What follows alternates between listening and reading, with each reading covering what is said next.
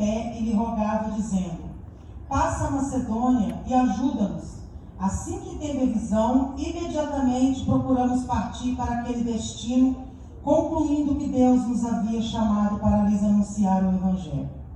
Tendo, pois, navegado de Troade, seguimos em diretura a Samotrácia, no dia seguinte a Neápolis, e dali a Filipos, cidade da Macedônia, primeira do distrito e colônia. Nessa cidade permanecemos alguns dias.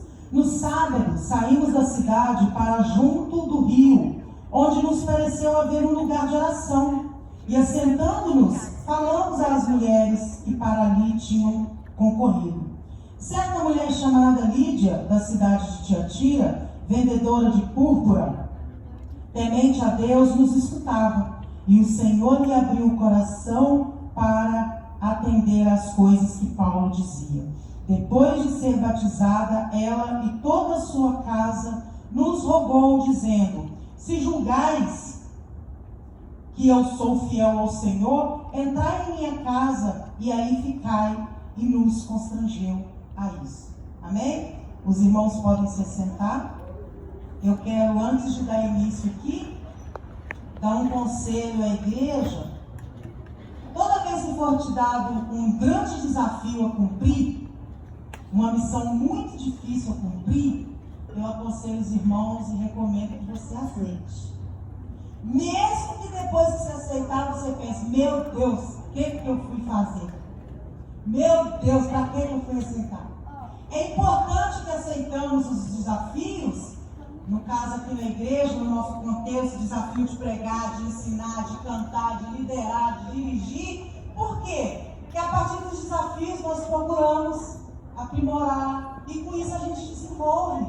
Então às vezes a gente tem medo dos desafios e não aceita, e eles são exatamente os desafios que vão nos fazer crescer, vai nos fazer desenvolver. Então eu recomendo os irmãos, aceite, tá? Porque eu aceitei e nunca estudei tanto o livro, a carta de Filipenses, como eu estudei nesse período. Então me valeu. E eu recomendo também os irmãos entenderem e terem paciência com quem está começando. É a primeira vez que eu dou um estudo numa conferência. Eu tenho certeza que tem pessoas aqui muito mais preparadas para isso, mas vai existir o primeiro. Então é importante que os irmãos tenham paciência e ajude, porque é aqui que a gente precisa fazer. É aqui que a gente precisa desenvolver. Então nós contamos com a ajuda, com a cooperação, com o entendimento e com a compreensão de todos os irmãos. Amém? Amém. Então vamos lá, irmãos. Por que eu li Atos? Sendo que o tema da nossa conferência está em Filipenses, uma igreja missionária. Porque o contexto do início dessa igreja aconteceu exatamente aqui onde eu li. Atos capítulo 16, versículo 9. Muitas das vezes se precisa de um tempo pronto para se começar um trabalho. Hoje, o habitual hoje é isso. Mas essa igreja de Filipos, ela começou na beira do rio, com mulheres ali orando na beira de um rio. Não tinha um templo, não tinha um som. Hoje, muitas das vezes, a gente exige uma estrutura tão bem formada, né, pastor? E é difícil, né, pastor? Então, é difícil. A gente quer estar numa igreja que comece já pronta. Não. Aqui o Senhor usou Paulo para iniciar um trabalho na beira do rio, com mulheres orando, irmãos. Olha que coisa linda. E essa igreja aqui, ela é considerada a primeira igreja formada na Europa. E Lídia é considerada uma das primeiras membros da igreja na Europa. Então, nós entendemos aqui nesse primeiro texto, esse contexto. O contexto da carta de Paulo aos Filipenses, o Carlyle ele já falou ontem.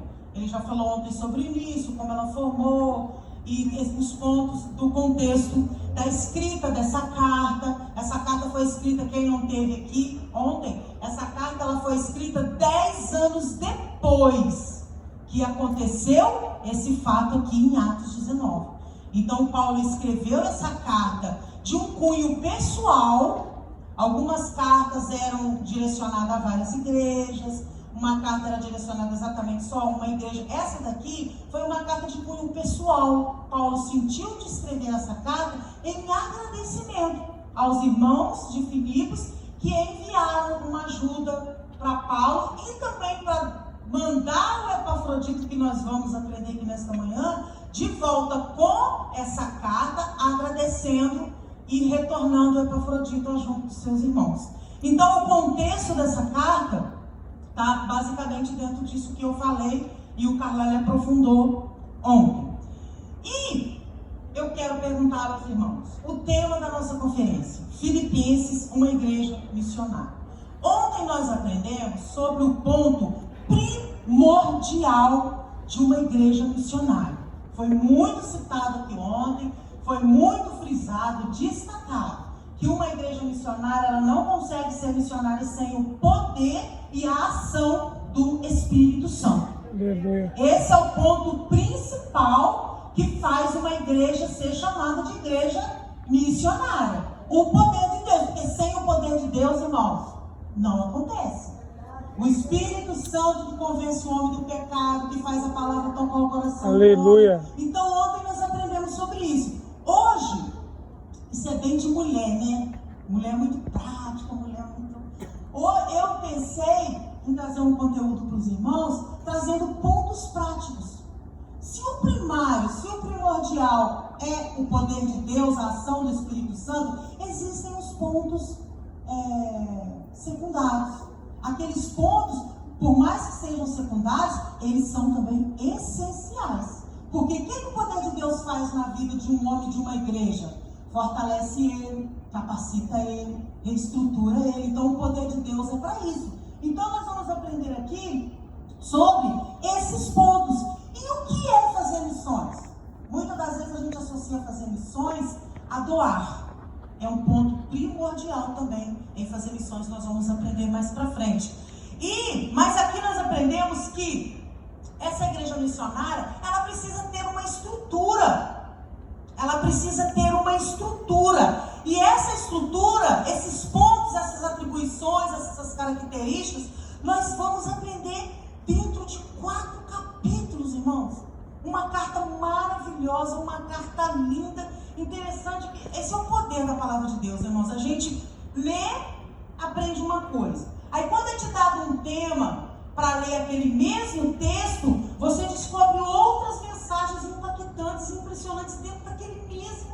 Eu já li a carta de Filipenses várias vezes e nunca tive entendimento, nunca absorvi, extraí conhecimento que eu extraí agora.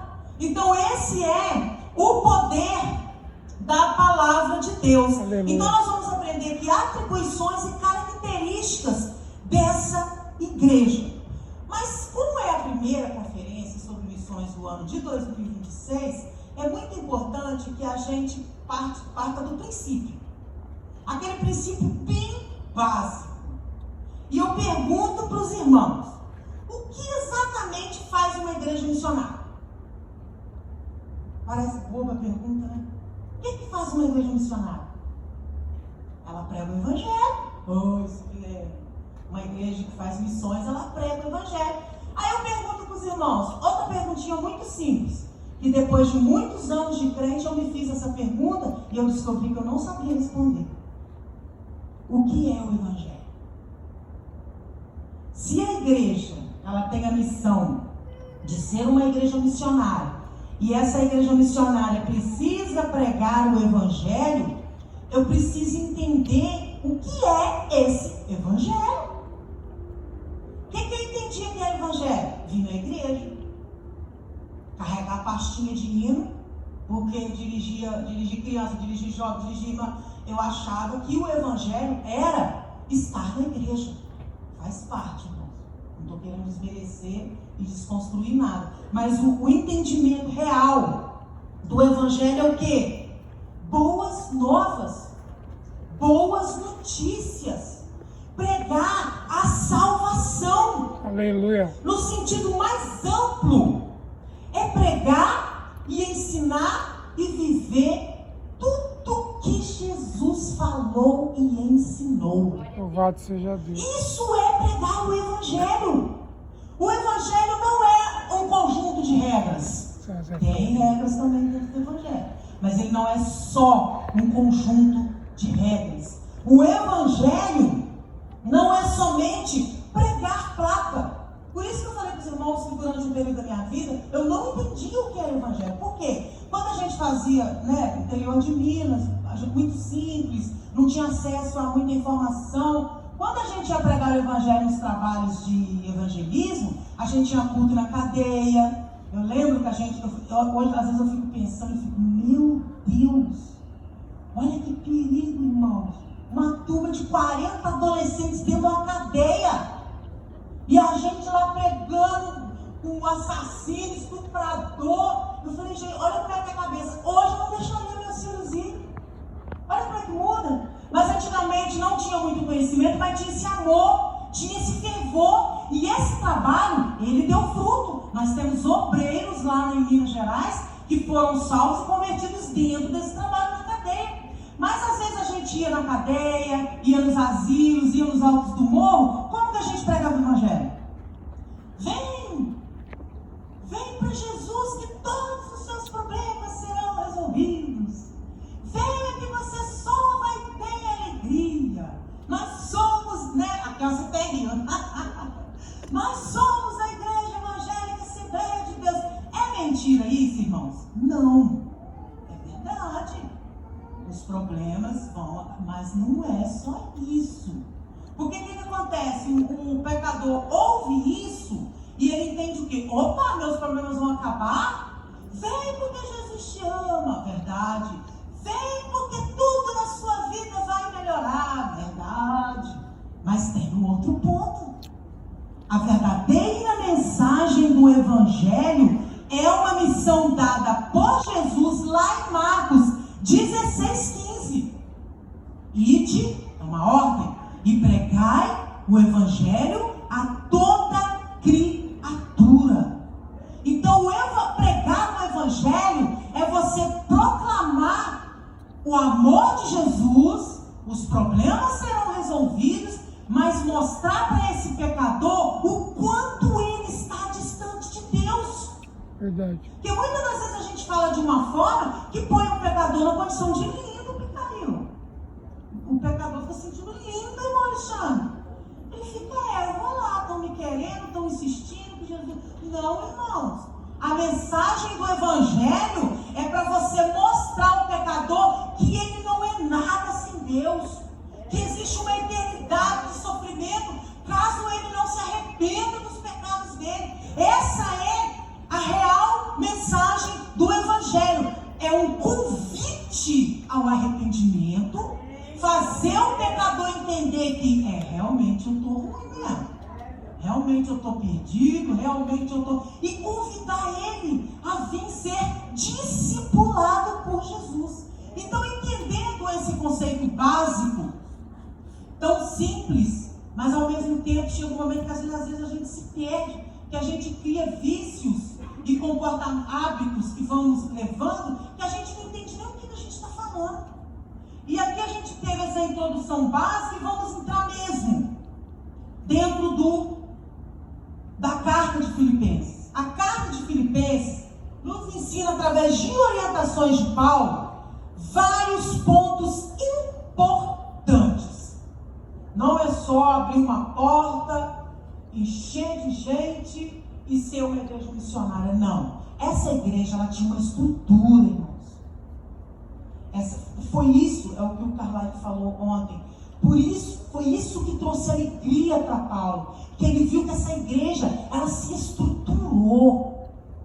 O primeiro ponto dessa estrutura está em Filipenses 1:9. Os irmãos ficam dentro de Filipenses, que nós vamos ler agora só Filipenses 1:9. O primeiro ponto que nós aprendemos, essa igreja, ela tinha conhecimento. Ela tinha conhecimento de quem? De técnicas, de estratégias, de um treinamento para saber convencer as pessoas a vir numa igreja? Não. Essa igreja tinha conhecimento de Jesus e da palavra de Deus. Filipenses 1:9. E também faço esta oração, que o vosso amor aumente mais. Já tinha amor.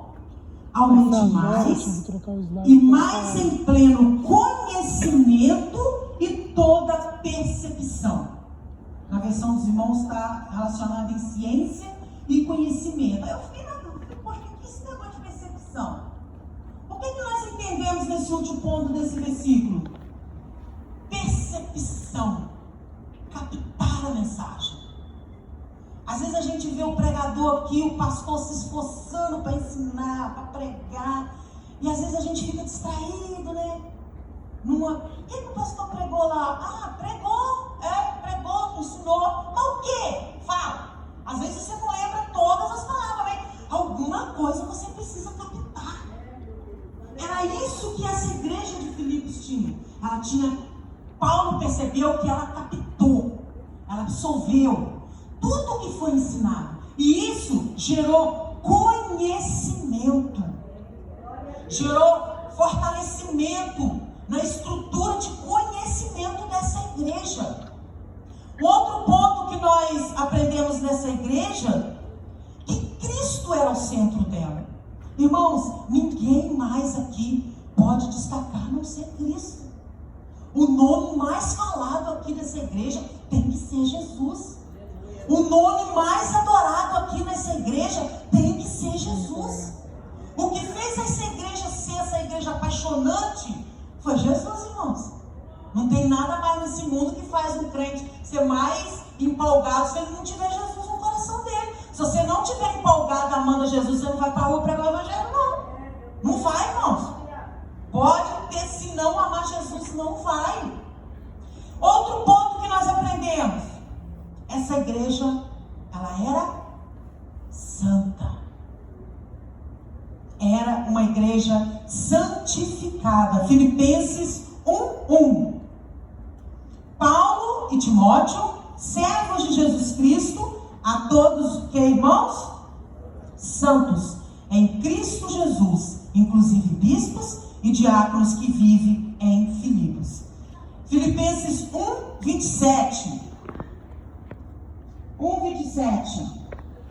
Vivei, acima de tudo, por modo digno do Evangelho de Cristo, para que, ou indo ver-vos, ou estando ausente, ouça, no tocante a vós outros, que estáis firmes em um só espírito, como uma só alma, lutando todos juntos pela fé evangélica.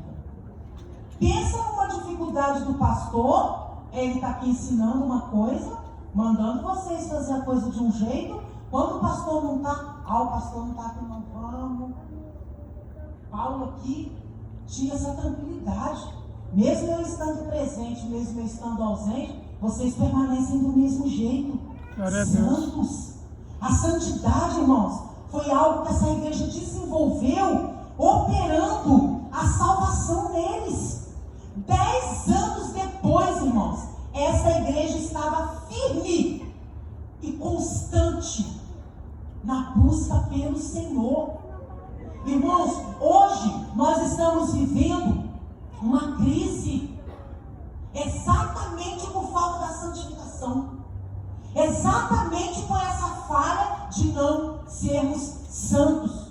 Um ponto interessante no livro, esse livro aqui, ó, eu dei uma baseada na minha busca nesse livro aqui, eu tirei alguns pontos nesse livro aqui. O autor desse livro disse que Paulo não cita pecado nessa carta. Você não vê em nenhum momento nessa carta Paulo citando o pecado. Fato que destaca, que representa um destaque especial para essa igreja. Se era uma igreja da alegria, se era uma igreja do regozijo, e Paulo não falou do pecado, era um sinal de que essa igreja mantinha uma vida santa sem pecado. Porque o que o pecado traz? Tristeza.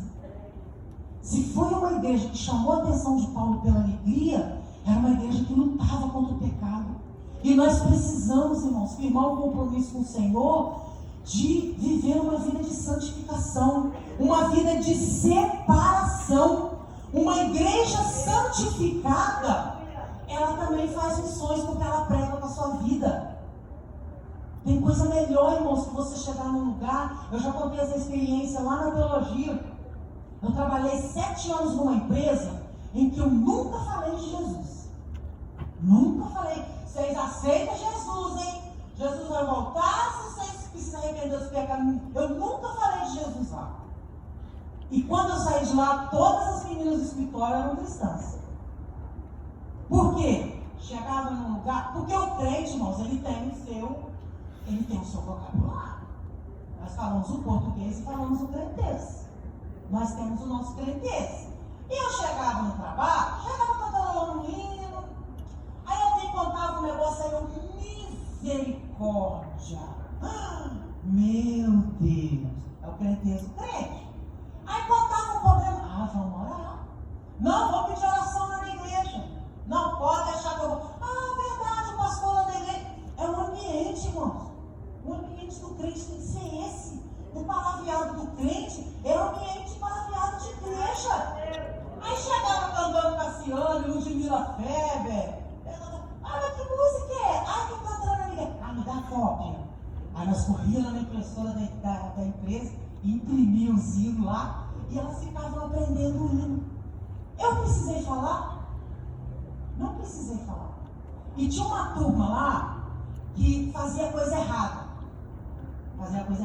Desviava uns negócios lá. E sabe qual era o termo deles que eles usavam quando era coisa séria? Não dá um silvilene, não. Isso é silvilene. O que eles entendiam? Eu não estava compactuando com aquilo errado ali. A santificação, irmãos, ela gera pregação. Porque aonde você está, a sua vida está pregando. Tem aquela frase lá, o que você fala tão alto que eu não consigo escutar o que você diz. O que você faz ou o que você é, fala tão alto que eu não consigo escutar o que você diz. Então a santificação, nós aprendemos também com a igreja de Filipos. Ela era uma igreja santa. Um outro ponto que nós aprendemos dentro dessa igreja, que nós podemos também trazer para nós, como orientação que Paulo deu à igreja e está dando a nós também. As motivações certas para pregar o evangelho. Eu não posso pregar o evangelho para o pastor ver. Eu não posso sair. Hoje a gente tem visto muito isso, o período da internet. Hoje existe a ostentação espiritual. Eu vou orar, eu filmo eu orando, eu filmo eu chorando, sentindo a presença, ostentação espiritual. Eu vou pregar o evangelho, eu tenho que postar que eu estou... Tudo bem que a igreja, no sentido geral, ela pode postar no sentido de estar propagando, mas o sentimento, a motivação, ela precisa ser verdadeira. Aqui em Filipenses 1,17, Paulo nos orienta. O que Paulo nos orienta em 1,17? Aqueles, contudo, 16, onde eu coloquei aqui? Filipenses 1,17, aqueles contudo pregam a Cristo por discórdia, insinceramente, julgando suscitar tribulações às minhas cadeias. O 2,3, nada façais por partidarismo ou vanglória, mas por humildade, considerando cada um os outros superiores a si mesmo. Paulo nos traz essa orientação a termos, irmãos, a motivação é tudo. Por quê?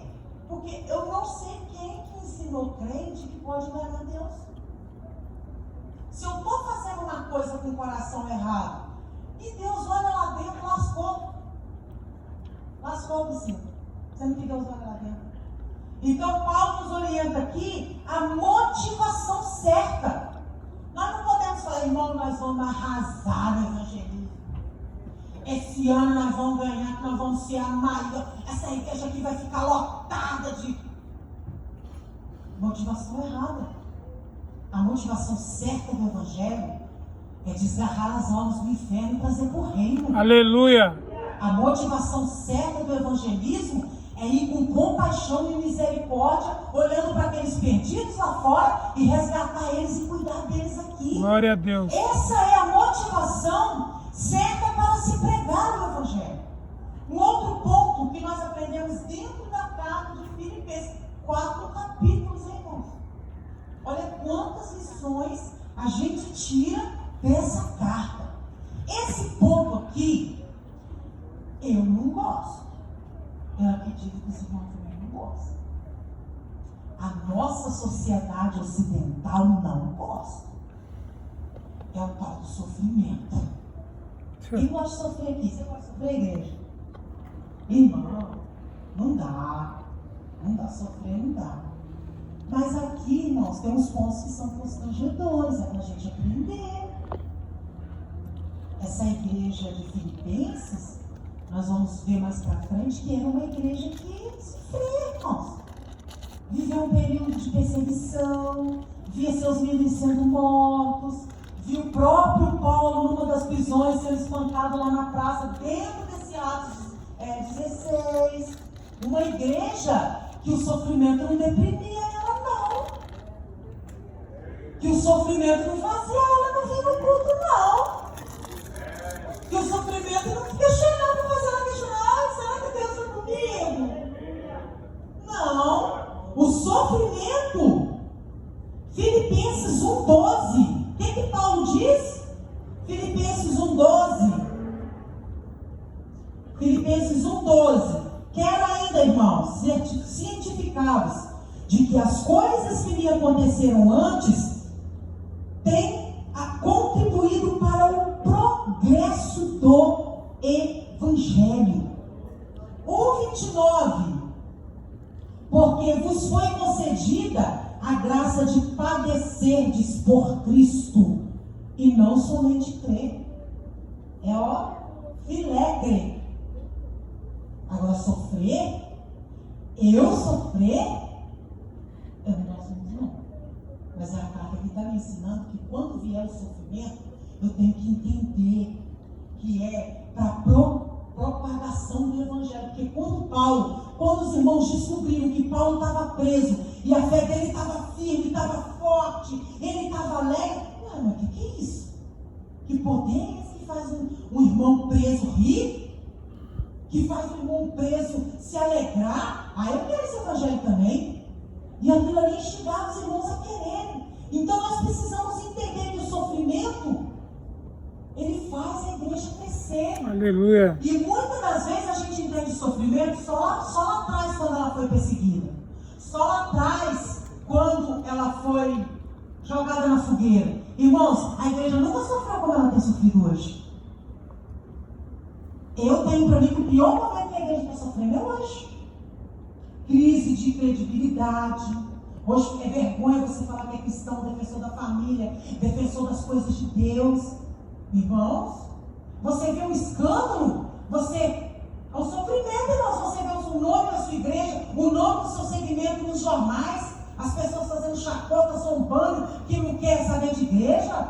É um sofrimento, irmãos. Mas isso é para nos alegrar. Eu vou ficar firme com Jesus. Mesmo sofrendo afronta, sofrendo essa perseguição ideológica, essa perseguição que não afeta o corpo, mas afeta a mente, afeta os princípios, afeta aquilo que você... Irmãos, nós estamos vivendo um período que tudo que foi construído está sendo desconstruído. Coisas para nós que eram tão certas, coisas para o casamento, era uma coisa tão certa que não tinha questionamento do casamento. Igreja, hoje eles questionam até Santa Ceia, irmão. Eles desconstroem até Santa Ceia. Eles desconstroem o dízimo, desconstroem o batismo nas águas. Tudo que foi construído ali, está sempre ter sofrimento pior que isso, irmão. Você fala que acredita numa coisa, confia numa coisa, e vem alguém falar, desmerecer, isso é um sofrimento. Mas você precisa estar firme. Um outro ponto muito importante, que não pode passar desapercebido nessa igreja missionária. Essa igreja de dos Filipenses, ela era uma igreja apologeta. Ela sabia defender a sua fé. A igreja está passando por perigos, e muitas das vezes o crente é engolido por essa loucura que está aí fora, porque falta nele ter ferramentas para defender a sua fé, defender a sua igreja. Antes, há 20, 25 anos atrás, era tudo muito bem dividido. Era igreja e seita era seita. Então você treinava, estudava para se defender de um testemunho de Jeová, para se defender do espiritismo, para ganhar eles lá fora para Jesus. Hoje não, irmão. Hoje o perigo está aqui dentro. O perigo está dentro do nosso segmento. Pessoas vindo com ensinos diferentes para abalar nossa estrutura de conhecimento. Então, a igreja missionária de Filipos tinha essa estrutura. Ela era uma igreja apologeta. Ela era uma igreja que sabia defender sua fé. E Paulo orientou essa igreja em Filipenses 3:2. Acautelai-vos dos cães, dos maus obreiros, aqui dentro. Acautelai-vos da falsa circuncisão, porque nós é que somos a circuncisão. Nós que adoramos a Deus no Espírito e nos gloriamos em Cristo Jesus. Aleluia. E não confiamos na carne. Glória a Deus. Era uma batalha que Paulo tinha naquele período, a circuncisão, porque foi muito difícil, irmãos. A gente também tem, eu fico com um pouquinho de dó dos judeus, sabe, pastor? Porque veio lá de Abraão, de Moisés, vindo aquilo tudo ali bonitinho. Aí vem, irmãos, a nova aliança, o sangue de Jesus, definitivo, para cobrir o homem de todo pecado, para perdoar, para limpar. Até eles fazerem essa transição da velha aliança para a nova aliança, foi um período de muita dificuldade que eles tiveram. E Deus levantou Paulo com muita força, com muita ousadia, com muita convicção, para combater isso. Por que eles queriam? Os judeus tinham o hábito de circuncidar. Os irmãos sabem o que é circuncidar. Tinham o hábito daquelas práticas, né, cerimoniais ali da lei de Moisés. Aí quando o evangelho veio, e era só para os judeus, o evangelho veio para os gentios, o que eles queriam fazer? Judaizar os gentios. Então quando a pessoa aceitava Jesus, batizava nas águas, tinha uns irmãos que queriam que a turma circuncidasse, irmão. E Paulo combateu essa prática. Então foi uma luta muito grande para Paulo combater esse ensino errado. E nós precisamos ter esse entendimento, irmãos. Nós precisamos ter esse olho aberto, atento, a entender aonde o erro está. Ah, não, mas... não.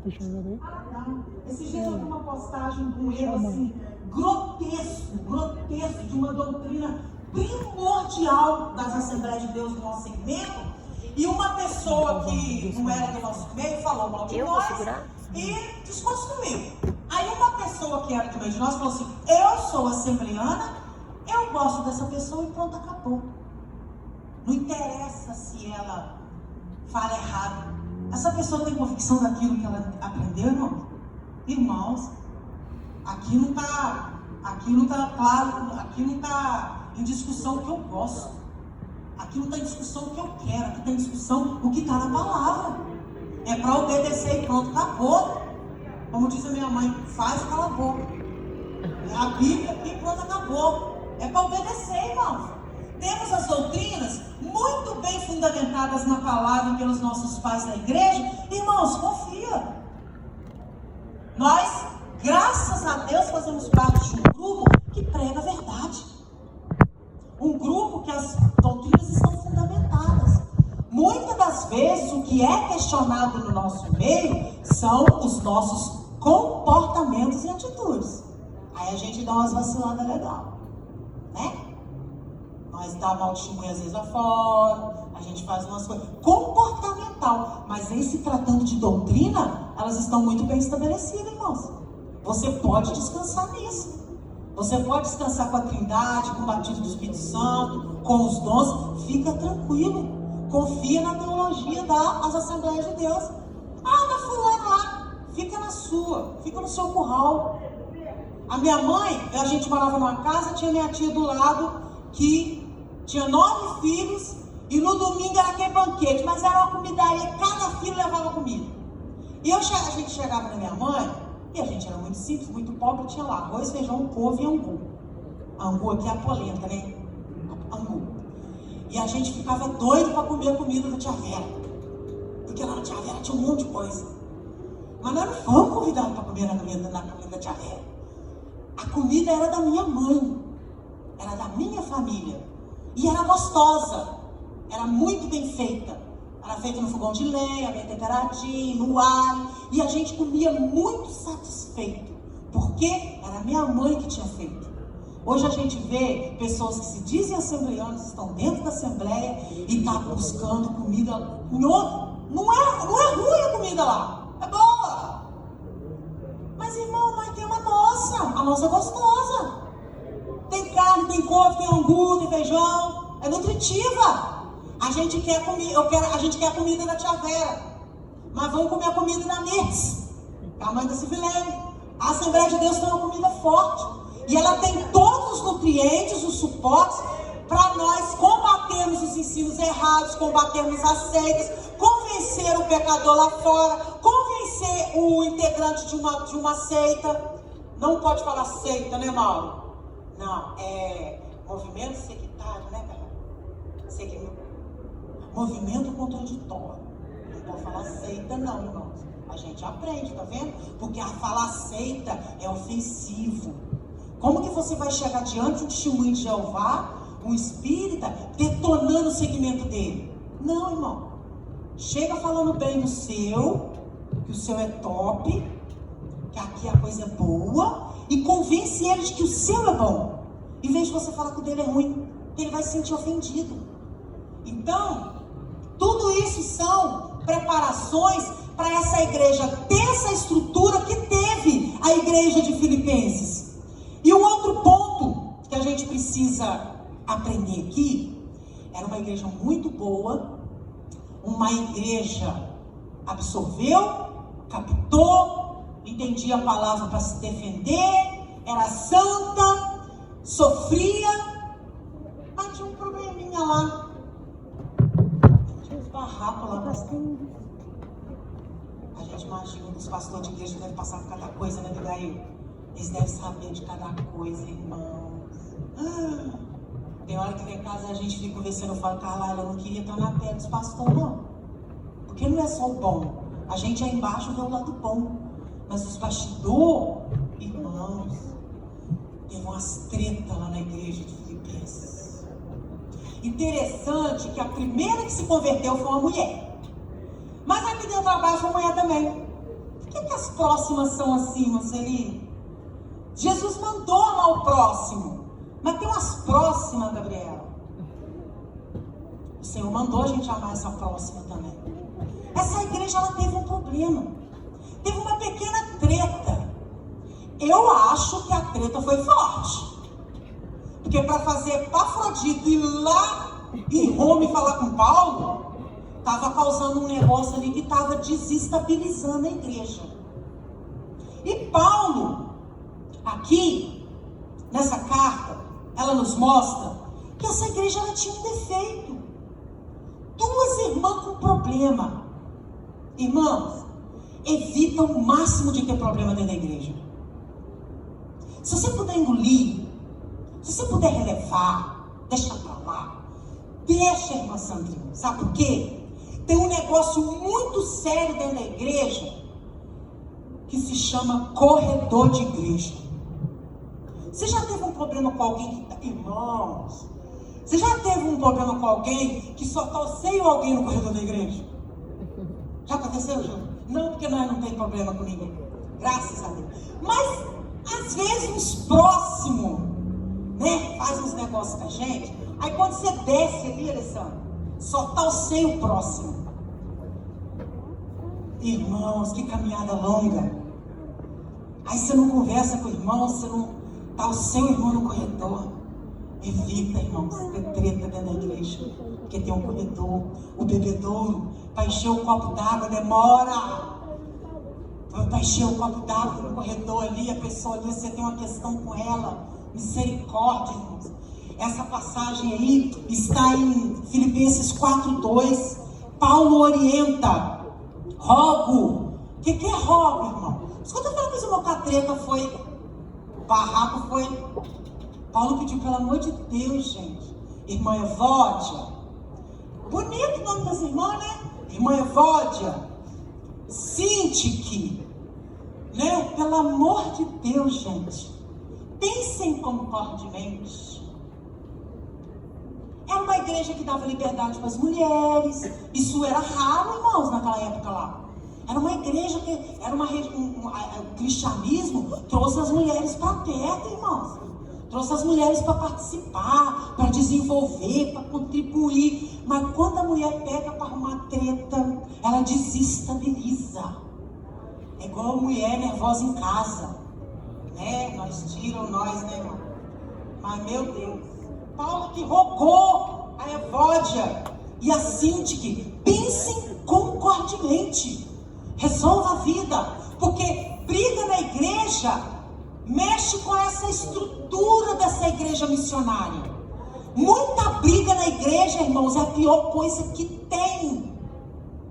Eu já participei de igreja um período, agora não, graças a Deus, lá tá tudo bem, de sair tapa na porta da igreja. Sair tapa, irmão. E todo mundo lá na alta, tudo bonitinho, cantando, não entendeu o evangelho. Porque o evangelho é cuidar do outro. O evangelho é o outro. Como que eu falo que eu tenho o evangelho e tenho o evangelho e o outro não quer o outro? Tá errado o negócio aí. Vamos resolver as questões. Agora, se você tem dificuldade de resolver as questões, evita essa questão. Eu parto do princípio de evitar a briga. Não é verdade?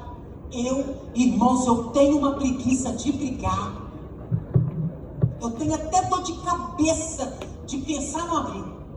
Eu evito, eu deixo pra lá. Porque dá muito trabalho pedir perdão, irmãos. Não é difícil pedir perdão? Dependendo da ofensa, é difícil limpar. Então evita as tretas, irmão. Vamos viver concordemente.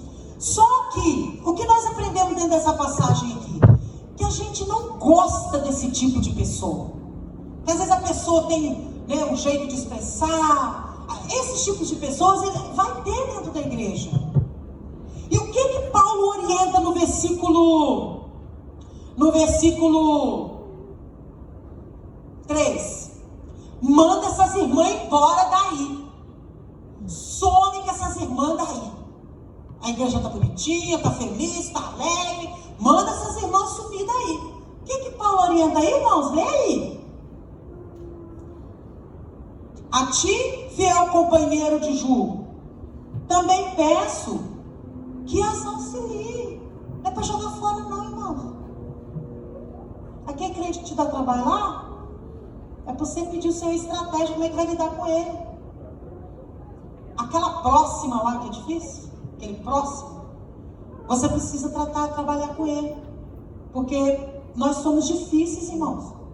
Nós somos complicados. Paulo falou, e peço que as auxilie, pois juntas elas eram, bestes, amiguinhas, pois juntas se esforçaram comigo no evangelho. Elas foram úteis a Paulo. Esse sentimento que a igreja missionária precisa ter. Irmãos, não descartemos ninguém. Não podemos descartar ninguém. Silvilene, você não conhece uma próxima que eu conheço aí. Você não conhece um próximo que eu conheço aí. Irmãos, tem 48 anos que eu estou dentro da igreja. O que eu já vi dentro da igreja, coisas. O que eu já sofri de afronta. Já sofri cada afronta. E Jesus vai dando graça pra gente esquecer. Às vezes nós demos umas lembradas, né? A gente fica, miserável. A gente lembra. Mas é pra seguir, irmão. Não é para jogar, porque tem que entender porque que a pessoa fez isso, não estava no momento bom, é porque está precisando de libertação. Que tem pessoas que às vezes você não pode orar para Deus abençoar. Tem que orar para Deus libertar, para Deus tratar o coração. E Deus liberta, irmãos. Então aqui Paulo está nos ensinando a não abrir mão dessas pessoas, porque elas foram úteis. Todos nós aqui somos úteis no reino, irmãos. Todos nós aqui podemos fazer algo no reino. E agora, um ponto que nós vamos falar, que é muito importante. Paulo, ele ficou tão tocado com essa igreja. Por quê? ele ficou tocado com essa igreja. Porque a igreja de Filipenses, irmãos, foi a primeira igreja, junto com todas as outras que já tinham sido formadas, a enviar uma oferta missionária para Paulo. A igreja de Filipe já tinha 10 anos, irmãos. Até de Atos 16, até a escrita dessa carta, se passaram 10 anos. E Paulo ficou encantado com a atitude dessa igreja, de levar uma oferta para Paulo. Ela ofertava para missões. Ela socorria missionários. Filipenses 4, 15 e 16. E sabei vós, ó Filipenses. Paulo era feliz, alegre de ver essa estrutura espiritual de Filipenses, da igreja de Filipos. E também dessa alegria de saber que eles lembraram de Paulo lá na prisão e mandaram uma oferta para eles. Quando partir da Macedônia, toda vez que você vê o termo Macedônia, é a igreja também de Filipenses. Nenhuma igreja se associou comigo no tocante a dar e a receber, senão unicamente vós. Só a igreja de Filipos que enviou oferta para Paulo. Ela teve essa sensibilidade de entender que, além de missionário, Paulo era seu pastor, ele fundou aquela igreja. Ela teve essa sensibilidade de entender que Paulo, gente, ele está preso. Não, vamos fazer o que a gente pode fazer com Paulo? E aí, o que vocês acham? Está preso lá, meu Deus, vamos enviar uma oferta para ele. E Paulo ficou feliz, porque até para Tessalônica, e não foi só para Paulo quando estava preso, não. Quando Paulo estava lá em Tessalônica, mandastes não somente uma vez, mas 2, o bastante para as minhas necessidades. Não foi uma oferta assim, de euforia. Nossa, estou me sentindo tão missionário hoje, estou me sentindo tão participante, vou doar hoje. Não. É culto de missão? Não. Ela tinha uma rotina de ofertar. Essa igreja praticava uma rotina missionária de suprir as necessidades do missionário. O que nós aprendemos com essa prática dessa igreja sobre a questão de ofertar? Filipenses 4:10. Alegrei-me sobremaneira no Senhor, porque agora, uma vez mais, renovastes a meu favor o vosso cuidado, o qual também já tinham feito outras vezes, só não fez mais porque não teve mais oportunidade. Hein? Ela só não ofertou mais porque lhes faltou oportunidade. Nesse versículo aqui, nós aprendemos que a oferta traz alegria ao missionário. A oferta alegra. Quantas vezes, quando a gente, lá em Minas, tinha muito nos congressos, manhãs missionárias, o congresso, as festas lá na nossa igreja, era uma vez por ano. E cada dia começava na quarta-feira até domingo. E cada dia era um departamento. E no domingo de manhã, era manhã missionária. Então sempre trazia um missionário de fora para contar as experiências. Então a gente ouvia muitas experiências de provisão, que Deus mandou, não tinha nada, e eles oraram, e Deus mandou, e que estava num lugar, e a pessoa falou, passa o carrinho aí, e enche de compra, que o irmão foi no mercado, e no mercado tinha uma promoção, onde acendesse a luz, a compra era paga. Então tinha essas histórias, a gente escutava muito. Então a oferta, ela trazia alegria, ela traz alegria para o missionário. E em Filipenses 4:18 está nos ensinando que a oferta, ela é um sacrifício agradável a Deus. 4:18: recebi tudo e tenho abundância, mas estou suprido desde que Epafrodito me passou as mãos, o que me veio de vossa parte como aroma suave e como sacrifício aceitável e aprazível a Deus. É um sacrifício, irmãos. É uma oferta. Trazer uma oferta para a casa do Senhor. A oferta faz a igreja ser participante. Ela está ali junto das aflições do missionário. 4,14. Todavia, fizestes bem, associando-vos na minha tribulação. Então, irmãos, é muito importante essa questão da ajuda financeira. A missão não sobrevive sem ajuda financeira. Para construir um templo, para pregar o evangelho, construir um templo para receber essa alma. Um missionário que vem forasteiro pregando o evangelho, está de passagem. Lá em Minas tinha muito isso. Vinha de uma região, passava na cidade, ia para outra região, chegava ali, a igreja acolhia aquele missionário. Então, a igreja é uma rotina. E Paulo amou tanto essa atitude dessa igreja, que ele comentou sobre ela lá em Coríntios. Quem acha em 2 Coríntios 8, do 1 ao 5? E também, nós...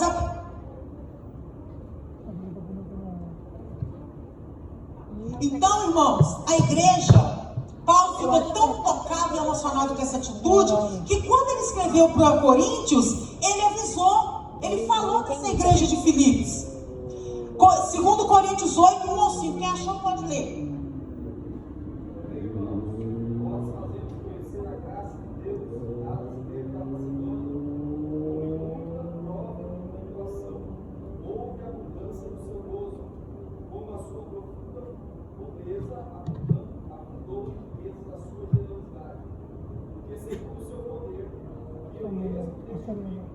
E ainda acima do seu poder, deram voluntariamente, pedindo-nos com muitos dons a graça e a comunicação desse serviço, que se fazia para com os santos.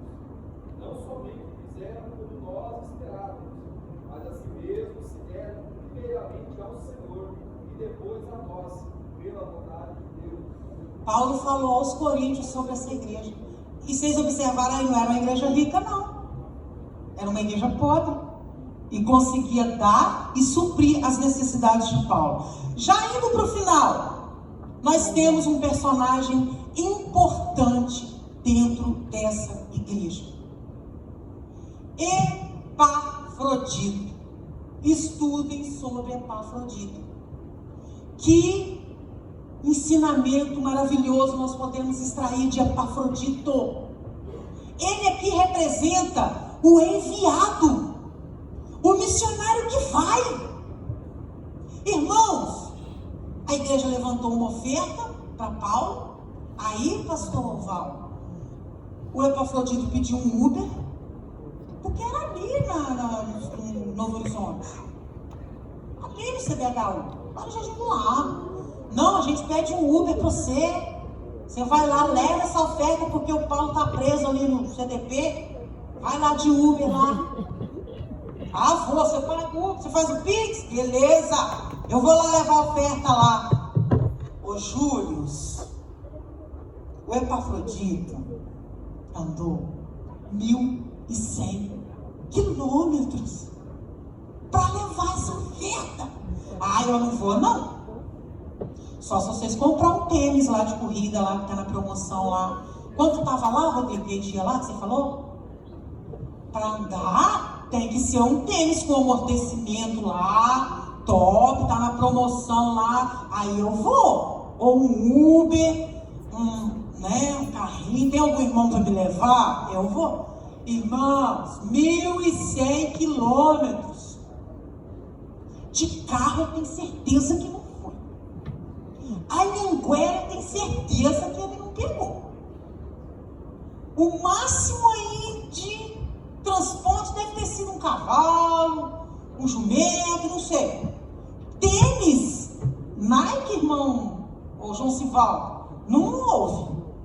É a sandália que nós aprendemos lá na matéria dos usos e costumes do povo judeu. Era uma sandalinha de couro, irmão, com a corda de couro amarrada entre os dedos. E foi 1.100 quilômetros. Eu não sei nem calcular o que é 1.100. Eu sei que daqui na minha cidade é 600 quilômetros. A gente faz uns 9 anos de viagem, né, amor? De carro. Eu acredito que 1.600 ainda ia dar até uns meses para as Soleres. E esse enviado foi. O Epafrodito se empenhou em ir. O que nós aprendemos com esse irmão? O caráter, a disposição para levar essa oferta, irmãos, para um irmão que estava preso, ao nível de amor desse missionário, essa unidade, esse amor, essa colaboração, esse cuidado. E para piorar o negócio, ele ficou doente, quase morreu. Meu Deus, irmãos, a gente está disposto, irmãos. Está muito confortável para nós, irmãos. E mesmo estando confortável, a gente não quer. Mesmo estando confortável, a gente está cansado. A gente está com sono, faltando resistência. Mas aqui, Epafrodito foi. E o que nós aprendemos dentro desse contexto de Epafrodito, a unidade desse amor da igreja. Porque quando Epafrodito chegou lá, cumpriu a missão e ficou com Paulo, que era uma companhia maravilhosa para Paulo, Epafrodito e Timóteo, o Paulo começou a perceber que Epafrodito estava triste. Ficou doente, Jesus curou ele lá, mas ele estava triste. Sabe por que ele estava triste, irmãos? Olha o nível da unidade dessa igreja. Ele estava triste porque ele estava preocupado com o que os irmãos estavam pensando dele. Ele estava com medo dos irmãos que ficaram em Filipos estarem preocupados com ele. Irmão, você já ficou preocupado com... Hoje tem Zap, irmão. Hoje tem internet online, irmão. Você já ficou preocupado com alguém que saiu? Você não sabe se chegou, se está bem. Você já sentiu essa agonia? Já sentiu essa agonia? Manda um filho. Uma vez eu arrisquei, irmãos, mandar as crianças vir de ônibus para o trabalho aqui. Carla não estava, aí não tinha como, fizeram de ônibus. Aí eu mandei mensagem no grupo: irmãos, chegaram aí? Não. Ai, irmãos, a perna bambeou, suei frio. Falei, Jesus, me deu agonia porque eu não sabia como é que falava com eles. Falei, meu Deus, por que eu não coloquei um plano de... Aí arrependi dos meus pecados, de não ter colocado um plano de internet no celular deles. Falei, meu Deus do céu. E nada de chegar, todo mundo aqui ficou apavorado. Aí na hora que chegaram, eles iam sempre, né, irmãos? Ih, mãe, para, tava tudo bem. O ônibus quebrou. Falei, meu Deus. O ônibus quebrou, nós descemos e pegamos outro. Tranquilidade, irmãos. Aí eu aprendi, fiz um concerto com o Senhor, pedi perdão e fiz um plano de internet para eles. Aí que eles descarregar o celular quando sair. Então aqui Epafrodito teve essa agonia. O elo, o laço de amor e união dessa igreja era tão grande que ele queria voltar. Aí Paulo escreveu essa carta agradecendo e mandou o Epafrodito. Aí nessa hora aí ele fez, irmãos, um pedido, uma passagem de avião para Epafrodito vir de avião bonitinho, porque né, ele já tinha cansado na ida. A gente não sabe quanto tempo ficou lá. Não, os 1.100 de novo, voltando de novo. E ele chegou para se alegrar com essa igreja que estava preocupada com ele. Hoje a gente, tanto faz, tanto fez, se o nosso irmão veio na igreja, não veio, se está aqui, se não está. Irmãos, isso precisa doer em nós. Isso precisa nos incomodar. Porque é muito difícil a gente ganhar uma alma, irmãos, para a gente perder ela fácil. Tem um monte de porta aberta aí, querendo as alminhas que nós ganhamos aqui, irmão, Laura. Dá um ciúme, irmão. Nós ganhamos as alminhas aqui, cuida dela, aí vem outro e leva elas. Não. Mas nós aprendemos, nós precisamos aprender que isso é sério. Eu ouvi um professor uma vez dizer que as Assembleias de Deus é uma mãe que só sabe parir filhos, mas na hora de cuidar, ela põe para adoção. Eu vi um professor falar isso. A gente é muito bom para ganhar alma, mas para cuidar nós damos uma... A gente cuida, não estou falando que a gente não faz. Aqui são pontos que a gente precisa melhorar no cuidado, irmãos. Isso por mim, às vezes eu pago. Pode falar. Às vezes eu pago uns micos quando eu estou na recepção, que eu falo, nossa, primeira vez a pessoa. Aí eu vou, é sua primeira vez? A pessoa, não, já veio aqui há 6 meses. Eu falei, que vergonha. Falei que eu sempre fico arro, não vou fazer mais, não. Irmãos, a pessoa vindo há 6 meses e eu não sei o nome dela. Eu não sei. Ganha uma alma para Jesus. Quer ver o nosso coração doer? É quando a gente ganha uma alma para Jesus. Pastor Noel ali, né, Pastor Noel? Discipulando, trabalhando. Ela batiza. Depois a gente não. Para gerar essa unidade, não tem que ter esse cuidado. Da gente cuidar, porque é muito difícil ganhar uma alma, irmãos. E aqui, para fechar, dentro dessa unidade, desse amor, dessa igreja missionária, eu quero concluir fazendo uma pergunta para os irmãos. Quem é você dentro dessa igreja? Você pode ser, você não queira ser o Epafrodito que envia, que vá, né? Andar, viajar. Eu vou citar e você faz uma reflexão aqui. Porque, irmãos, na igreja missionária tem serviço para todo mundo. Tem serviço para todo mundo. Você pode ser, marca aí. Agora, você pode também ser tudo. Top. É o crente lindo. Dá para ser tudo. Mas se não dá para ser tudo, você pode se identificar com algum ponto e trabalhar nele. O primeiro ponto, o que ora? A igreja missionária precisa de oração, precisa de orar, de intercessores. O que oferta? Irmãos, tem irmãos que têm um coração liberal, que o próprio Deus já prospera ele para dar. Nós tínhamos um amigo lá em Minas, né, Carla, o Manelito. O dom dele era de ofertar, irmãos. Às vezes a gente vai ofertar, meu Deus, nós pensa em tudo, né? Na boleta, vai dar para dar. Você dá com fé, você dá com amor, mas você faz uma volta de conta, né, irmãos? Misericórdia, Senhor, nos liberta. Tem crente que tem uma liberalidade, que é um dom. Às vezes você tem esse dom, irmão. O Manelito, se a gente fosse fazer um ar livre lá não sei aonde, ele tinha uma caminhonete, era difícil tirar o som da igreja, ele comprava o som para fazer o ar livre. Nós vamos fazer um lanche num trabalho lá no alto, ele pagava o lanche. Ele tinha uma liberdade para doar, irmãos, é dom. Tem gente que tem esse dom. Mas aqui no caso da oferta, que mesmo sem dom, você oferta assim mesmo.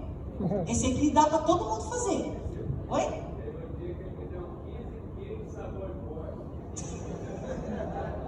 Ele era incrível, irmão. E era interessante que aí ia fazer uma festa, ia fazer um evento. Às vezes ele até não tinha. Mas como ele tinha muitos contatos na cidade, Pastor Val, irmãos, ele ia nos lugares e pedia. Já teve festa lá de ser bancada pelo comércio da cidade que ele ia atrás.